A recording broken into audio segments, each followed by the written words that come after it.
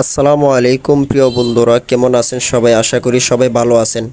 এই মুহূর্তে খবর পেলাম আল্লামা জয়নাল আবেদিন আল কাদরি হুজুরের গাড়ি অ্যাক্সিডেন্ট করেছে। ওনার গাড়ি গুরুতরভাবে একদম ভেঙে গেছে, পিছনের দিক দিয়েও ডেবে গেছে, এই যে দেখা যাচ্ছে সামনের দিক দিয়েও ভেঙে গেছে।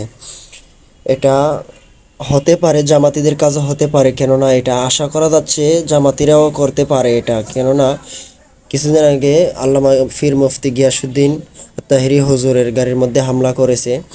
চট্টগ্রামের আলেমুল আমাদের সাথে তো সরাসরি পারবে না, ওরা কৌশলেও হতে পারে। এজন্য আমরা বাংলাদেশ আইন শৃঙ্খলা বাহিনীদের কাছে আবেদন জানাই, এটা ভালো করে ওনারা তদন্ত করুক, এটা কিভাবে হলো। স্বাভাবিকভাবে তো কোনো গাড়ি অ্যাক্সিডেন্ট করতে পারে না। আর একটা ভালো খবর হলো কি, আমাদের হুজুর কোনো আঘাত পায় নাই, আলহামদুলিল্লাহ। কেউ এই নিয়ে চিন্তা করবেন না, হুজুর কোনো ক্ষয়ক্ষতি হয়নি, হুজুরের কিচ্ছু হয়নি, আলহামদুলিল্লাহ। হুজুর একদম ঠিক আছে। একটুর জন্য হুজুরও মানে একদম গুরুতরভাবে আহত হতো, যদি আরেকটু বেশি করে হতো অ্যাক্সিডেন্টটা, মানে একদম অবস্থা খারাপ হয়ে গেছে।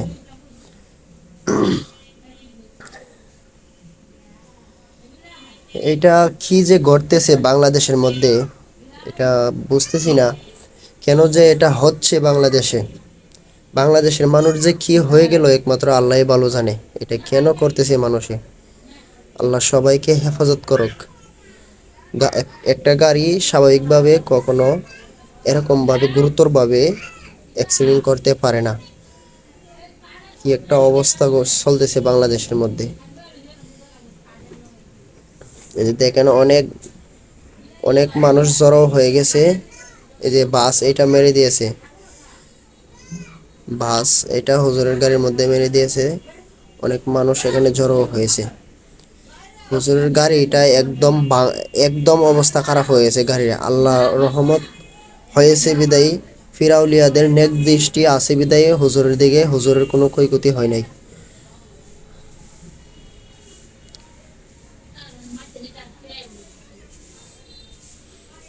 লামিয়াতি নজিরু কাফি নাজরিন লামিয়া নজিরু কাফি নাজরিন মিসলে তু নশদে পে দা জানা ঝগরাজ কুতাজ তুরে সরে সো ये तुझे को शहे दूसरा जाना।